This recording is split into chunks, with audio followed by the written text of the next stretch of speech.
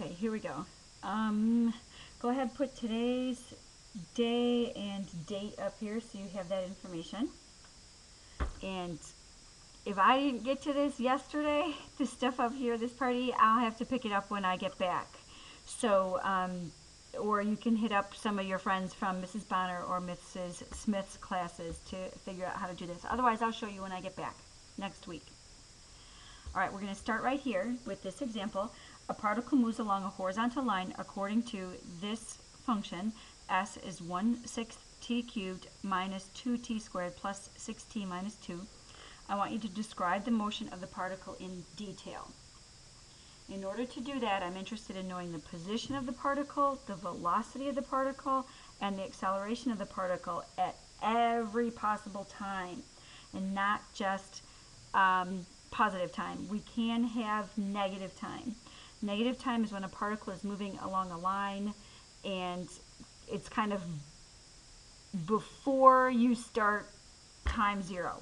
It was moving before you started taking data, so you can kind of think about negative time there. All right, let's talk about position here. So S is, we've got that 1/6 in there. Let's go ahead and factor out that 1/6 so that our t has a coefficient of 1. Oops, t cubed. T cubed. And then factoring a 1/6 out of here, you kind of have to think 1/6 times what would give you a -2? 1/6 of 12 gives you that 2. So 12t squared. And then 1/6 of what here? Oh, 36. 1/6 of 36 is that 6. And then minus a 12 back here as well, because 1/6 of -12 is -2. All right, we're going to try and factor this thing. Can we go by grouping since we have 4 terms? From these two, there's a t squared common. That leaves us with a t minus 12. From these two over here, there's a 12 common. And that leaves us with a 3t minus 1. Do you remember your grouping from algebra? In order for this to factor by grouping, this term and this term had to be exactly the same. They are not, so sadly, this does not factor nicely.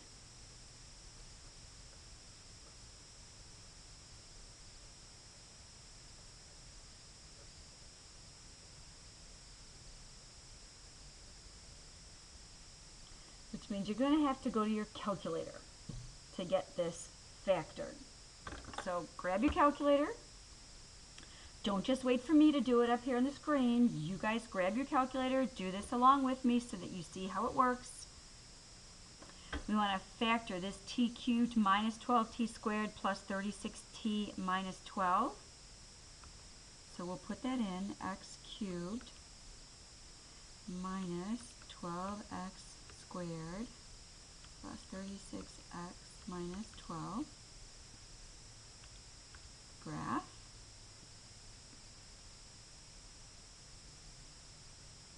And we have a nice cubic showing up. Let's change these y values a bit so we can see kind of what's going on there. So let's bump these y values up to, maybe down -30 to 30 in the y values.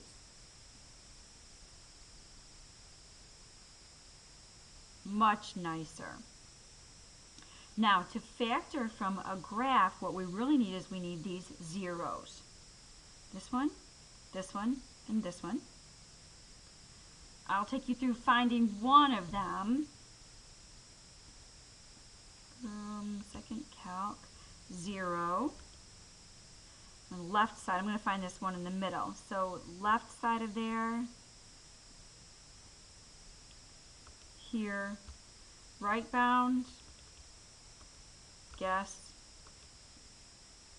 and there is a 0 right there at 4.337 that rounds to. All right, saving some time, and because I can't really divide you up because I'm not there, I'm going to have to tell you these zeros. This one right here is at 0.380. I just found this one for you, 4.337. And this one back here is at 7.284. What that does for us is those zeros is we're going to set up the factors. One of those zeros was 0.380, so it must have come from this factor. Another zero was 4.337, which must have come from this factor. And the last one, 7.284, must have come from 7 minus 7.284. So we're kind of going backwards. Usually you factor and you get something like this, and then you set each of these parentheses equal to 0 to find the zeros. This time we knew the zeros, so we went backwards to get the factors. All right, now we are interested in where the particle is, whether it be at the origin, whether it's to the left of the origin, to the right of the origin. So we need to kind of figure out where s is equal to 0. And s is equal to 0 at those three zeros that we just figured out. T is 0.380, 4.337, and 7.284. And we are going to do a sign analysis on a number line. Please identify this number line as S. Mark these zeros, 0.380, 4.337, and 7.284. And you are interested in whether each of these sections in here is positive or negative. So what we're going to do is choose some number that's smaller than 0.380. How about 0? Then we're going to take that 0 and we're going to substitute it into each of these factors and figure out the sign. 1/6 is positive. Put a 0 in here and this quantity is negative. Put a 0 in here, this quantity is negative. A 0 in here and this quantity is negative. So we have a negative times a negative times a negative. That 1/6 positive isn't going to affect the sign. Negative, negative, negative is overall negative. Let's choose a number in between 0.380 and 4.337. How about 2? 1/6 is positive. That one's not going to affect the sign, so we can stop checking it. Put a 2 in here. 2 minus 0.380 is positive. 2 minus 4.337, that's negative. 2 minus 7.284, that's negative. So we have a positive, a negative, and a negative, which overall is positive. 4.337 and 7.284, something in there. How about a 5? Put a 5 in here, that's positive. A 5 in here, positive. A 5 here is negative. So overall that section is negative. Larger than 7.284, positive, positive, positive. Overall, positive. Just leave this for now. We will come back and deal with this again in a couple of minutes. And I'll explain to you how we're going to handle all these signs and what we're going to do. But I want to find all of our equations first. That tells us about position. When we want to describe the motion of the particle, we need to look at velocity as well. So velocity is the derivative of position. And I've got 2 lines here for position, 3 lines. This one, the factor one, this one with the 1/6 out, or this original up here. We can find the derivative of any of those. I think it might be easiest to find a derivative here. That's 3 times a 6th, that's a half, t squared, minus 4t plus a 6. Let's factor this half out, so maybe we can factor the remaining quadratic. Pull the half, there's t squared, minus 8t, plus a 12. Does that one factor? Oh, yes it does. T minus 6 and a t minus 2. That's beautiful, because now you can tell me when is velocity equal to 0. Velocity is equal to 0 at time equal 2 and at time equal 6. We are going to do another sign analysis, but this time on velocity. Please label your number lines. The zeros, 2 and 6. Then let's just find some numbers. Something smaller than 2. 0. Plug a 0 in here. Let's figure out the sign. Half is always positive, so that we don't have to worry about that one. Put a 0 in here. Negative. Times a 0 over here. Negative is overall positive. Something in between 2 and 6. Maybe a 4. Put a 4 in here. That's negative. A 4 in here is positive. Overall negative. Something greater than 6. 7, 10, 50, doesn't matter. Bigger than 6, this one's positive, that one's positive.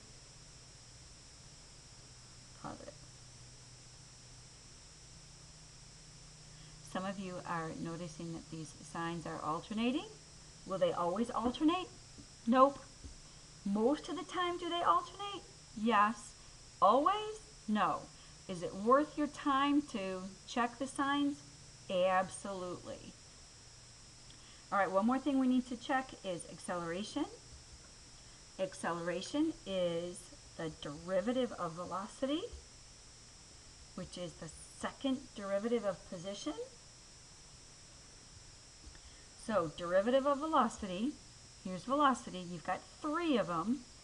Any of those 3 will work to figure out the derivative, but you want to choose the easiest one. This one we have to use product rule. That one's got this half hanging out front of everything. How about this one right here? Do a derivative, 2 times a half, 1 t minus 4. Oh, look how pretty that is. When is acceleration equal 0?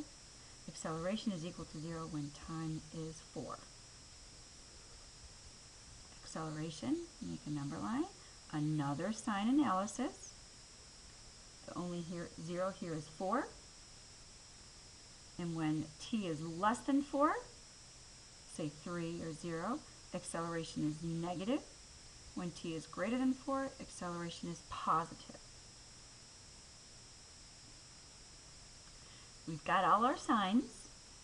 Now we need to transfer all of this information into what is affectionately called a superchart. Transfer all of this information into a superchart.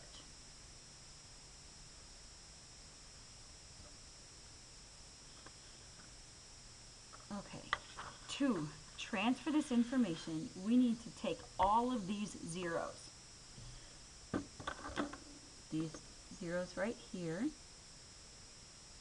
off of S is 0, these guys right here off of velocity, and this one off of acceleration, and we need to kind of line them out in order.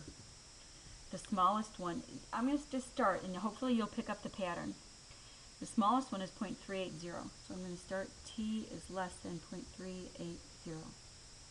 Then I want right at t is 0.380.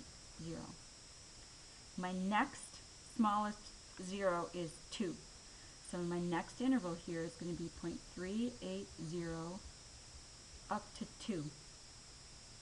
Then right at 2. Greater than 2 up to the next one. Next 0 is 4, so 2 up to 4. Right at 4. The next 0 is 4.337. Are you getting the pattern? Are you with me? All right, here we go. 4.337. Then what do we have? 6.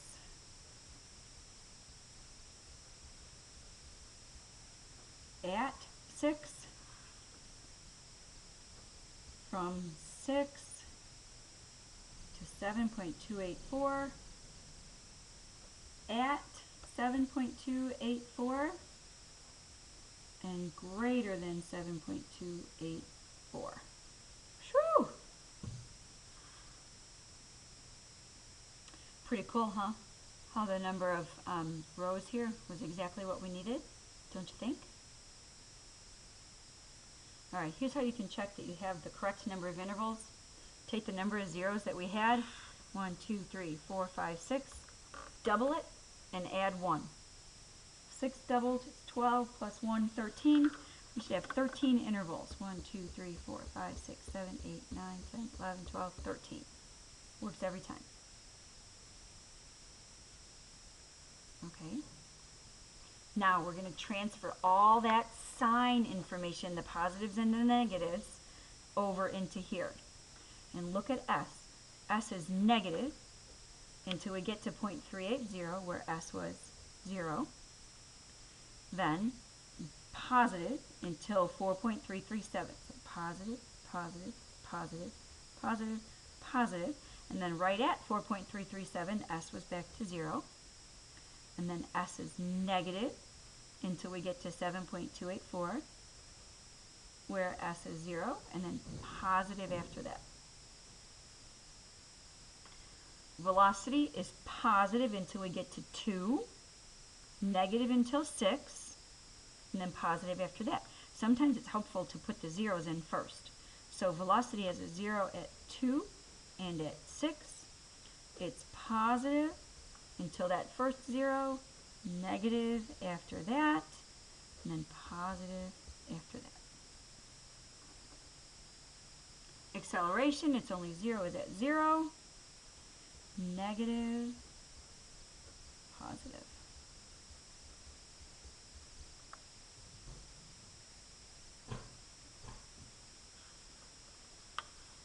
All right, now let's go ahead and write those descriptions of movement. To describe them, we need to talk about what these columns tell you. This column right here, the S column, tells you its position. The position of the particle. Is it to the right or left of the origin? It just tells you where it is. Velocity tells you how position is changing. So it tells if the particle is moving right or left.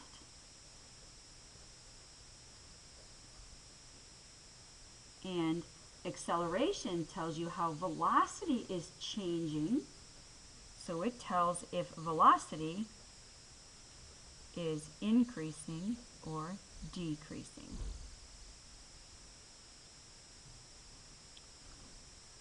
We are not going to fill in this whole chart, although you should be able to fill in the whole chart. I think you'll get the hang of it after we do just several of them. 4 or 5, we'll see. All right, so let's see. This one, negative. S is negative. That means that we are left of the origin.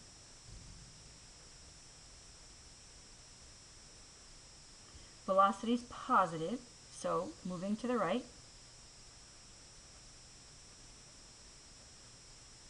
Acceleration negative means that velocity is decreasing.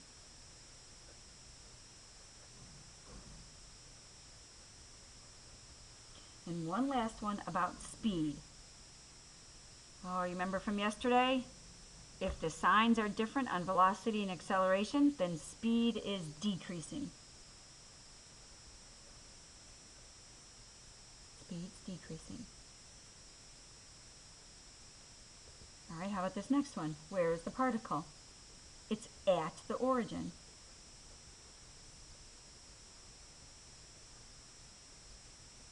Velocity is positive, so we're moving right. Acceleration negative, so velocity is decreasing.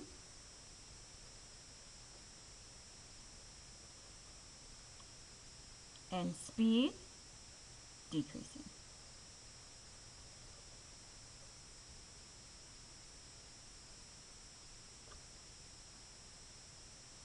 All right. Where's the particle? Everybody answer it out loud. Go ahead. Right of the origin. Moving what direction?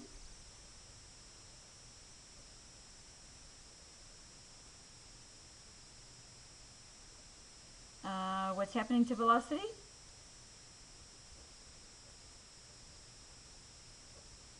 And speed? Decreasing.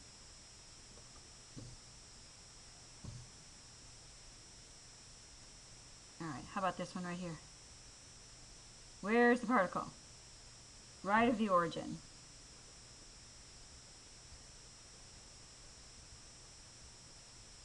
It's right of the origin. Ooh, velocity 0. It's not moving. It's standing still. And notice, because velocity is positive on one side and negative on the other side, this particle is changing direction. Uh-oh, I think I just wrote it in the wrong spot. No, I didn't. Changing direction.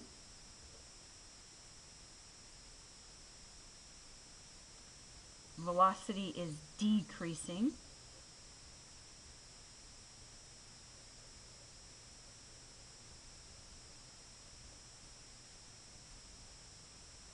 Speed.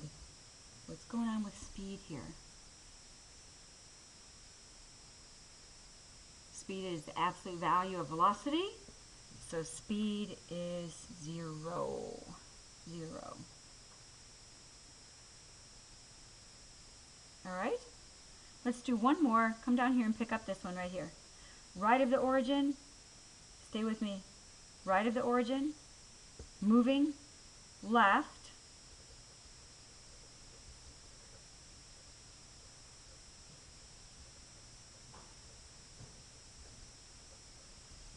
Moving left, velocity. Velocity is not changing. Velocity is remaining constant because acceleration is 0. So velocity is constant, as is speed.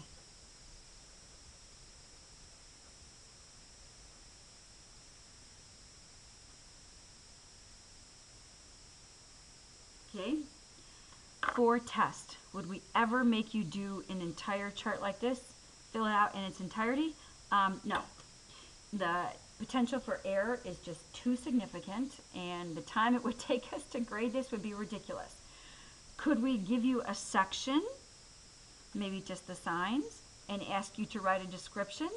Absolutely. Could we write a description and ask you to fill in the signs?